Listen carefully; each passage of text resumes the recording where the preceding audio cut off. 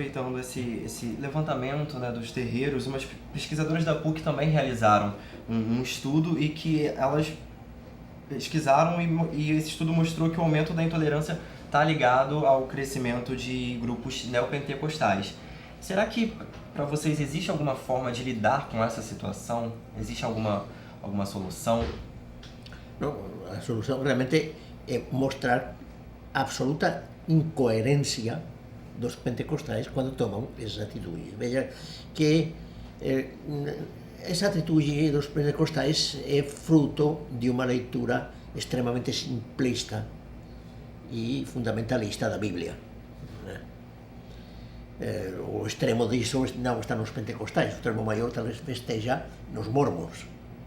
Os mormons originariamente não admitiam nenhum negro dentro da igreja mormon, porque diziam que a cor da pele era o que está na Bíblia, que quando Caim matou Abel, Deus o marcou no rosto, e que essa marca do rosto era a cor negra. Absolutamente absurdo, né? Muito tempo depois, enfim, disseram que já estava perdoado o pecado de Caim e já podiam admitir negros dentro da igreja mormon, né? Mas nessa mesma linha, os neopentecostais, os pentecostais, desde o primeiro momento, enfim, tomaram uma atitude extremamente fundamentalista, já digo, simplista, em relação às outras religiões. Em lugar de ver uma procura do transcendente, uma procura de Deus, com tradições diferentes que vêm, etc., e que, portanto, temos que respeitar, e temos que, claro que vamos anunciar o Evangelho, vamos anunciar aquilo que em que nós acreditamos, mas com o respeito pelos outros. Mas não, eu tenho isto e todo o resto do mundo não tem direito. Vejam que não é apenas com as religiões afro-brasileiras. Com elas se atrevem porque são, em geral, terreiros pequenos, de gente muito pobre, enfim, muito isolados, não formam grandes organizações entre si. A Confederação Bandista talvez seria a maior, mas outras não, são cada terreiro por si, né? Enquanto que, mas quando falam da Igreja Católica, você tem que pegue a Folha Universal, por exemplo. As barbaridades que eles dizem da Igreja Católica e de todos os padres são iguais às que dizem em relação aos terreiros. Acabaram de invadir uma igreja no interior de Minas Gerais, quebraram todas as imagens. Quebraram as imagens, exatamente. Veja que é a mesma expressão de intolerância. É claro, isso não vão fazer todos os dias, porque as igrejas católicas têm um pouco mais de pessoal que está ao lado e tal, e que não vão permitir. E por isso, enfim, e a polícia também interviria mais facilmente, né? Sim. Então, por isso que não será a mesma manifestação, mas, no fundo, há uma atitude semelhante de exclusão de todo aquele que não tenha a minha religião. E essa exclusão pode começar desde a escola, desde o ensino, exatamente, né? Nós, na escola, ainda há resistência por parte de famílias evangélicas no ensino de seus filhos sobre a religião e a cultura africana. É verdade? Olha só, eu só quero pontuar aqui algumas questões que eu acho que é importante, porque eu não tenho respostas para a resolução disso, né? Mas eu queria pontuar isso tanto com o padre, com você e com quem está nos assistindo agora. O mundo conhece a experiência de um governo, de um projeto de poder governamental que pegou um grupo específico da sociedade para culpar de todas as suas mazelas sociais, econômicas e políticas. Esse grupo, ele começou a se conformar a partir de teorias religiosas que uniu disco voador, com pré-história europeia, com esoterismo, que foi o Terceiro Reich. A Segunda Guerra Mundial, o Holocausto, ele é a imagem que a gente tem de quando um grupo, de quando um projeto de poder demoniza um grupo específico na sociedade. E a gente precisa lembrar que no Holocausto morreram mais de 6 milhões de judeus, mas morreram mais de 1,5 milhão de negros, morreram milhares de ciganos, morreram milhares de testemunhas de Jeová, morreram milhares de homossexuais e milhares de pessoas portadoras de necessidades especiais. O Holocausto, ele possui uma abrangência universalista nesse sentido nefasto, né, da indústria da morte do Holocausto.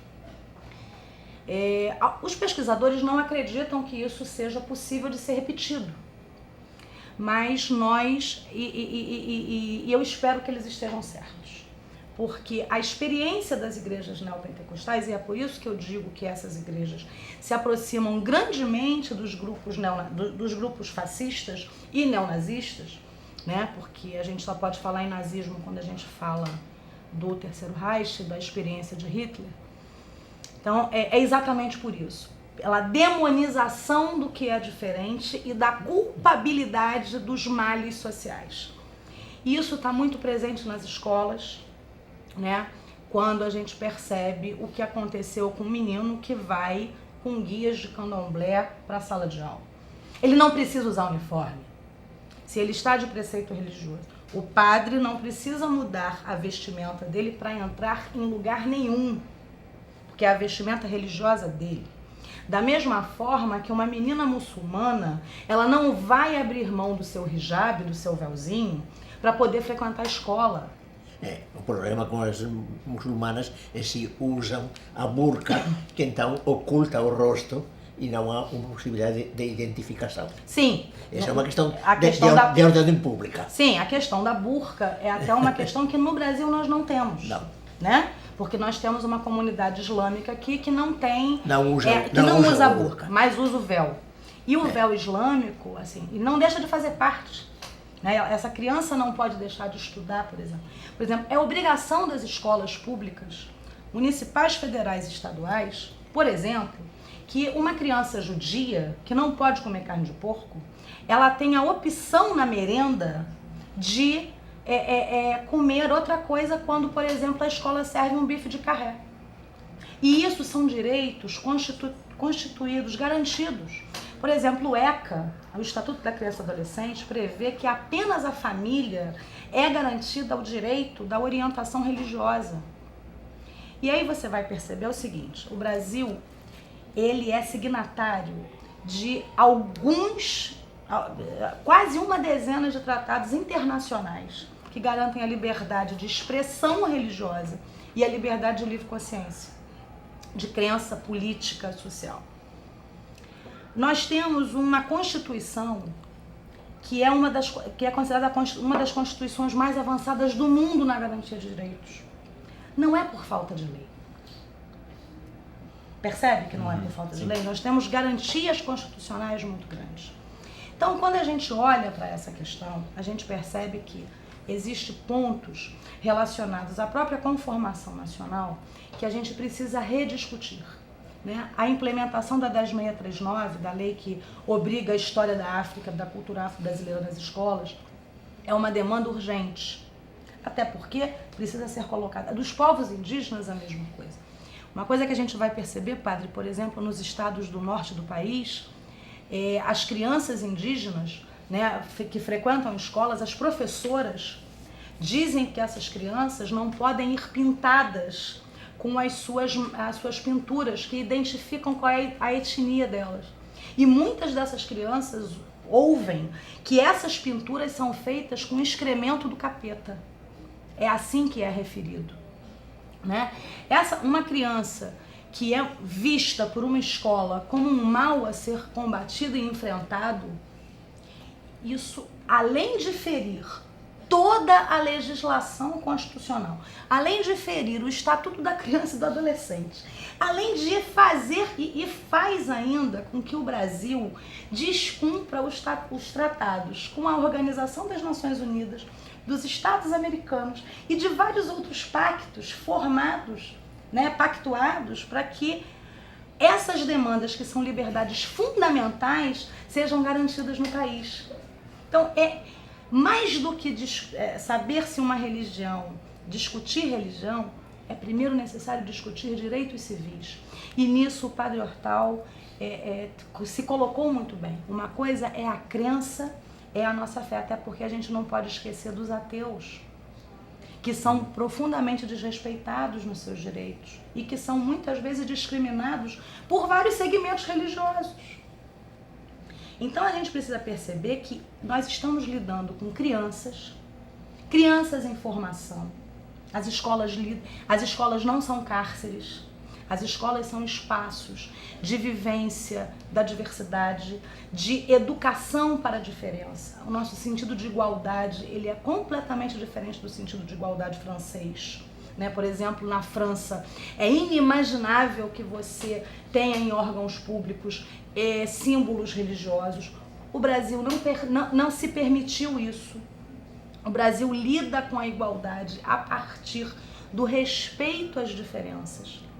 E é desses direitos que me parece que é a discussão, que eu acho que é a discussão fundamental. O Padre Hortal, ele é um católico, ele é um sacerdote católico. E ele não vai dizer que um sacerdote da Umbanda e do Candomblé, por exemplo, é um sacerdote, é menos sacerdote do que ele, ou então vai desrespeitar. Porque essa tem sido, inclusive, a postura da Igreja Católica. Né? Então, eu acho que é uma relação de direitos, é uma questão de direitos.